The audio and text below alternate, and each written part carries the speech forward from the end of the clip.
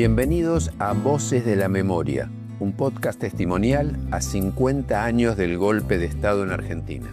Una producción del Movimiento por los Derechos Humanos de San Francisco del Monte de Oro, San Luis, junto con Radio La Cigarra. Este ciclo forma parte de la convocatoria Federalizar la Memoria. Hace 50 años, la historia argentina cambió para siempre. Pero la memoria no es pasado, es voz, es nombre, es historia viva.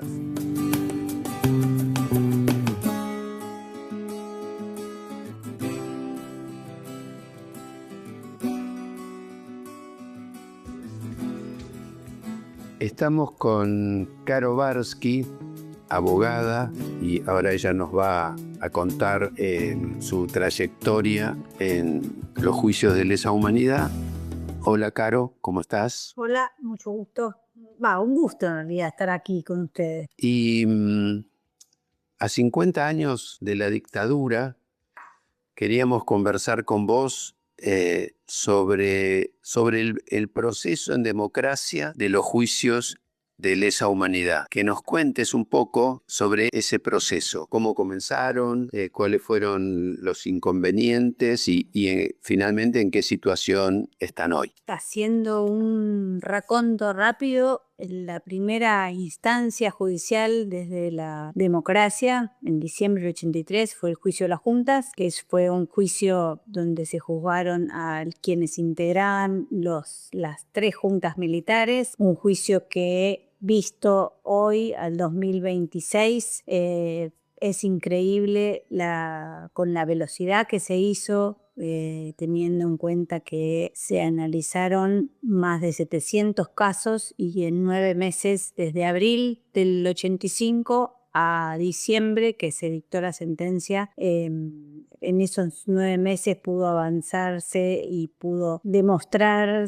la responsabilidad que tuvo la Junta Militar en el desarrollo de un aparato represivo. Aun cuando es un juicio que tiene un montón de falencias, pero de alguna manera ese juicio es el que permitió que hoy podamos avanzar en más de 700 causas en todo el país, y que fue como lo primero que tuvimos a la mano. Después del juicio de las juntas, donde esa misma sentencia en el año 85 habilitaba la posibilidad de investigar otros centros clandestinos u otros circuitos represivos, en el año 86 y en el año 87 el Congreso de la Nación sancionó 2 leyes que de alguna manera postergaron, suspendieron, impidieron el avance de los juicios. Una es la ley de punto final en el año 86, la ley de punto final que fue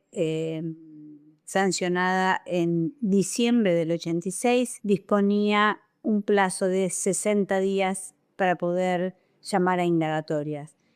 Digo la fecha porque las sanciones de diciembre, en enero hay feria judicial y en general los juzgados, las fiscalías no trabajan. Entonces el plazo que estaba dando el Congreso era bastante corto para poder llamar a indagatoria a los responsables. Y la ley de obediencia debida en junio del 87 disponía que, sin admitir prueba en contrario, todas aquellas personas que cumplieron órdenes quedaban afuera de la posibilidad de ser perseguidos penalmente. Esto significaba que todas aquellas personas que de alguna manera tenían cargos inferiores a lo que fueron las juntas o los mandos siguientes, quedaban fuera de la posibilidad de ser perseguidos. Y esa ley dejaba a salvo 3 delitos: la violación sexual, el robo de bienes y el robo de bebés. Esos 3 delitos quedaron afuera. Nunca se terminó de saber bien por qué. Suponemos en gran parte porque tenía que ver con que eran delitos como más privados, o sea, alguien que denuncia el robo de sus bienes tiene como que pedir personalmente que se investigue, lo mismo que la violación. En términos legales es un delito de instancia privada. Pero ahí quedó. Entonces se había juzgado a las juntas militares, se había avanzado las responsabilidades de los mandos inferiores y a partir del 87 todos aquellos que supuestamente cumplieron órdenes quedaron afuera. Entre el 87 y el 90 quedó abierta la posibilidad, el 87 y el 89 quedó abierta la posibilidad de investigar a los mandos intermedios, como los jefes de regimientos, los jefes de cuerpos de ejército. Sin embargo, a estas personas en el año 89 y 90, el entonces presidente de la Nación, Carlos Saúl Menem, los indulta. Entonces, a partir del 90 queda clausurada la posibilidad de investigar penalmente a los responsables de estos crímenes. Durante los 90 hay un avance en términos de políticas reparatorias. El Estado argentino asume el compromiso de reparar económicamente a familiares y sobrevivientes del terrorismo de Estado. En el año 95, sobre todo a raíz de la declaración de un ex marino, Silingo, que confiesa haber participado de los vuelos de la muerte, empieza un reclamo más fuerte, más intenso por parte de la justicia de terceros países, no la Argentina, donde no se podía investigar, y empiezan a pedir la extradición de militares argentinos. En particular, lo hace el juez de España, Baltasar Garzón, contemporáneo a un pedido de extradición de militares chilenos, porque avanzaba la causa en Chile. Y pongo los dos ejemplos para mostrar la importancia de tener una estrategia colectiva, ¿no? Porque el hecho de que el reclamo de justicia no haya cesado nunca, que el movimiento de derechos humanos siempre haya buscado cómo pedir o reclamar judicialmente o justicia a través de la justicia local o de la internacional. Y en ese pedido de extradición, gobierno de la Rúa en la Argentina, por supuesto que el gobierno rechaza el pedido de extradición. Desde el movimiento de derechos humanos se empieza a insistir fuertemente sobre un principio del derecho internacional que decía juzgar o extraditar. Uno tiene la obligación, o sea, el Estado argentino tiene la obligación de cumplir con los compromisos internacionales. Estos crímenes deben investigarse y entonces el Estado o lo juzga, que había decidido que no, mediante la sanción de las leyes y de los decretos, o los extradita. Y avanza en el ámbito de la Comisión Interamericana de Derechos Humanos un acuerdo de solución amistosa con el Estado argentino, en un caso impulsado por Carmen Lapacó y muchos organismos de derechos humanos, mediante el cual el Estado argentino se compromete a avanzar en el derecho a la verdad. Derecho a la verdad era una creación medio sui generis, no era la justicia penal, no se buscaba establecer la responsabilidad penal de los posibles imputados, pero se buscaba la verdad. Y en ese sentido se abrieron muchas causas en distintas provincias del país, que eran los que se llaman legajos de búsqueda de la verdad, donde también, como en un proceso penal, se convocaba a testigos, declaraban ante un órgano jurisdiccional, había una fiscalía, hasta que en el 2000, porque estoy haciendo muy rápido, en el 2000, en el marco de una causa que impulsaba abuelas, en la que se investigaba la responsabilidad de un matrimonio por el secuestro de una nieta restituida que es Claudia Victoria Poblete. En esa causa nos presentamos el CELS y Buscarita. Buscarita es la abuela de Claudia Victoria, Buscarita es la mamá de José Ligorio Poblete, porque lo que planteamos en esa causa es que la persona responsable del secuestro de Claudia Victoria Poblete es la misma que quien secuestró a su mamá. Su mamá iba caminando y en noviembre de 1978 iba Gertrudis con Claudia Victoria, que tenía 8 meses, es secuestrada por quienes integraban la patota de un circuito represivo, el turco Julián y Juan Antonio del Cerro. Ambos secuestran a madre y a la hija. Por la ley de obediencia debida se podía perseguir al turco Julián y a del Cerro por el secuestro de Claudia Victoria, pero no por el secuestro de la mamá. Entonces, lo que hicimos en esa causa en el 2000 fue plantear la incongruencia de una ley que permitía la persecución penal de un delito, pero la impunidad de la misma persona en el mismo momento. Y esa es la causa que en 2001, el 6 de marzo del 2001, el entonces juez Gabriel Cavallo falla dictando la inconstitucionalidad de las leyes de punto final y evidencia de vida y ordenando la indagatoria del Cerro y Simón por el secuestro del matrimonio Poblete-Hatzlatzig, o sea, de José Liborio y de Gertrudis, y la bebé Claudia Victoria. Eso desde el 6 de marzo del 2001. El 14 de marzo del 2001, la Corte Interamericana de Derechos Humanos falla en un caso que se llama Barrios Altos y condena al Estado de Perú a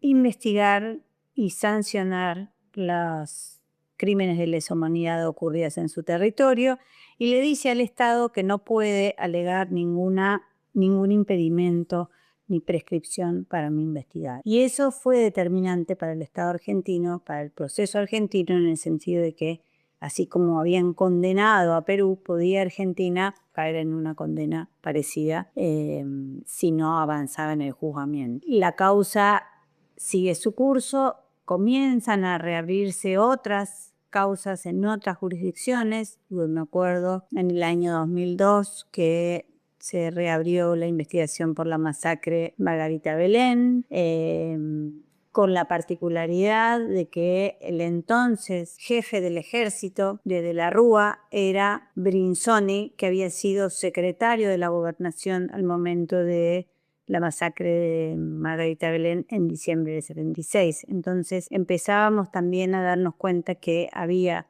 funcionarios que habían cumplido un rol importante durante la dictadura y entonces tocaba también denunciarlos. La causa, para volver a la causa Poblete por las víctimas, también en la Corte se la conoce como la causa Simón. En 2001 la resuelve el juez y la Cámara confirma en noviembre del 2001. En agosto del 2002 dictamina el Procurador General de la Nación, que es en general una voz que opina antes de que la Corte Suprema de Justicia resuelva. El dictamen del Procurador no es vinculante, pero muchas veces la Corte lo toma.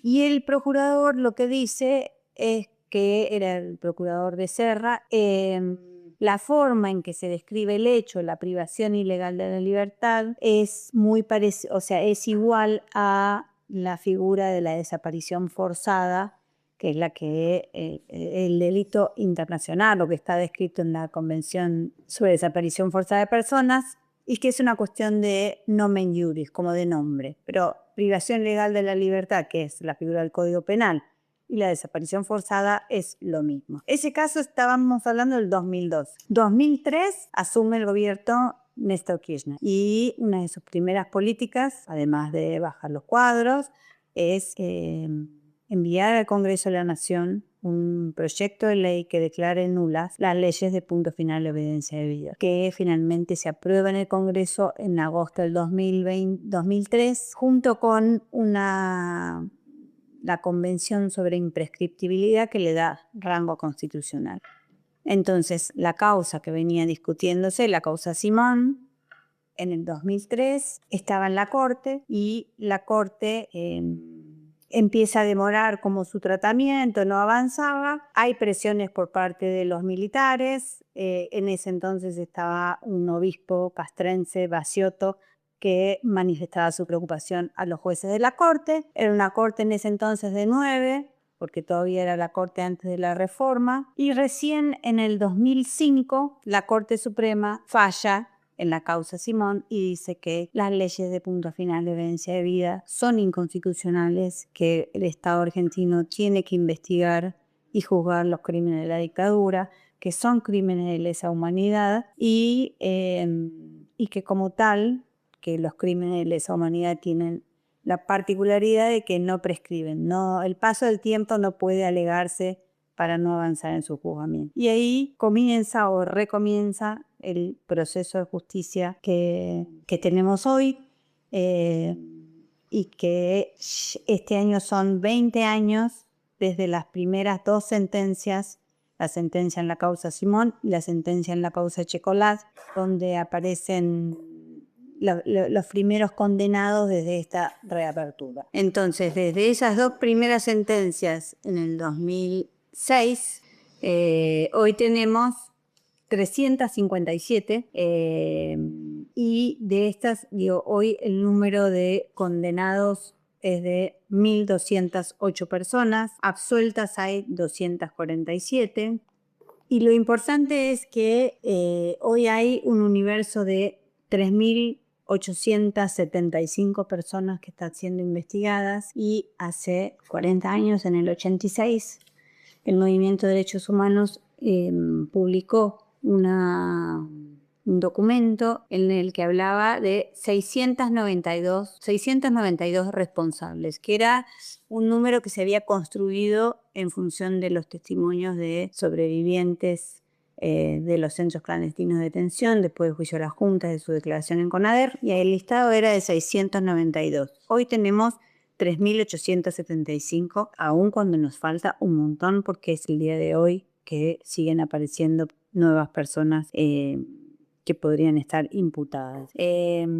Por otro lado, también desde el juicio a las juntas a esta parte, y en estos también 20 años de sentencias, desde el 2006 hasta ahora, se ha avanzado mucho, no solamente en el número de sentencias, sino en el abordaje de los delitos. Los juicios, sobre todo el juicio a la Junta, se juzgó la privación ilegal de la libertad, se juzgó las torturas, se juzgaron los homicidios. Con el avance del proceso se pudo visibilizar otro tipo de delitos como la violencia sexual, como la responsabilidad empresarial, como la responsabilidad de funcionarios de la Iglesia que colaboraron con el terrorismo de Estado, con funcionarios judiciales, y eso tiene que ver con justamente pensar a los juicios como una política de Estado, ¿no? Porque sobre todo desde el 2006 en adelante, y en el último tiempo menos, pero hubo un Estado presente que acompañó estos procesos, no solamente desde lo declamativo, desde la intencionalidad o desde la remisión de leyes, sino también de pensar en políticas públicas que acompañaran al universo de víctimas y familiares de sobrevivientes, que pudiera también dentro de los distintos ministerios y agencias del Estado se pudiera hacer una búsqueda sobre documentación que aportó mucho al proceso de justicia, sobre todo de poner a disposición agencias dentro de los ministerios de Seguridad, Ministerio de Defensa, de Cancillería, la Secretaría de Derechos Humanos, lógicamente, pero que colaboraron en la elaboración de informes y análisis de documentación que sirvieron para aprobar cadenas de mando, participación de imputados en los hechos, y además había una política de memoria muy fuerte, porque digo, esto es justicia, es verdad, pero también es memoria, que tuvo que ver con señalizar los distintos centros clandestinos, de poder generar espacios de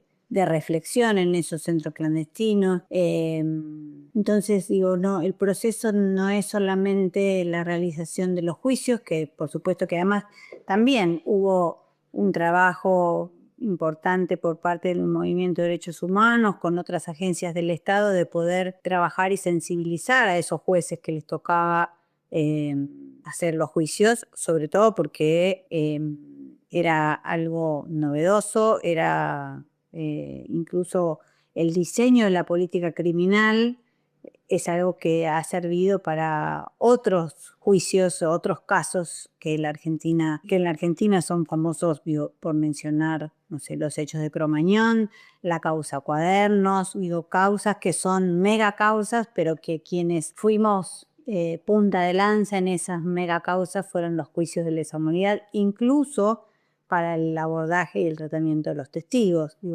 Veníamos de un código procesal que en realidad no se hablaba con los testigos porque era contaminarlos, a un sistema procesal que requiere de una actividad más involucrada por parte del Ministerio Público Fiscal, de los fiscales con los testigos, de crear oficinas de víctimas para su atención, incluso porque hay una ley de víctimas que les da preponderancia a esas personas que tienen que denunciar un hecho. ¿Cuál fue tu participación en todo este proceso? ¿Cuándo te sumás y qué funciones cumpliste? ¿Desde dónde? Yo me sumo en el último año de la carrera de abogacía. Nosotros en la facultad, en la Universidad de Buenos Aires, tenemos una práctica obligatoria y entonces yo consigo hacer mi práctica obligatoria en el CELS, el Centro de Estudios Legales y Sociales, que es un organismo de derechos humanos que nace en el año 78, fundado por padres y madres cuyos hijos estaban desaparecidos, y entendiendo el uso, la herramienta del derecho como una alternativa en la búsqueda de sus hijos y de justicia. Y entonces en el 98 hago la práctica en el CELS. Había estado en relación con el CELS un año anterior, participando en unas actividades, y entonces en el 98 en la práctica empiezo a trabajar con los juicios por la verdad, en el armado de unas denuncias de eso. Y en el 99 entro a formar parte del equipo de trabajo. Al principio trabajé en causas más de violencia institucional, inicio de los 2000, y en el 2000 empezamos a trabajar en la querella en la que estaba Abuelas, pero patrocinando a Buscarita, la mamá de José Liborio Poblete. Y entonces del 2000, desde el 99 hasta el 2013, fui abogada de distintos familiares que se acercaron al CELS, algunos de los 80, otros con posterioridad, y me tocó litigar mucho en Ciudad de Buenos Aires y Provincia de Buenos Aires, pero también en la causa de la masacre de Margarita Belén en el Chaco y en la causa de la masacre de Trelew del 72 en Rawson, en Chubut. Y en el 2013, con la gestión de la entonces Procuradora General de la Nación, Alejandra Gil Carbó, y creyendo en pensar en una institución como el Ministerio Público Fiscal, de pensar en una política criminal que incluya a las víctimas, que tenga sentido social, me convocaron a la Procuración. Primero estuve en una Procuraduría y después, a los poquitos meses, vine a la Procuraduría de Crímenes contra la Humanidad, que la Procuraduría lo que tiene es una estructura central dentro de la Procuración que coordina o intenta coordinar estrategias con los fiscales de cada una de las jurisdicciones. Ya para el 2013 creo que teníamos causas en cada una de las jurisdicciones, en cada una de las 24 jurisdicciones con la Ciudad de Buenos Aires. Y entonces la Procuraduría lo que hace es hacer un poco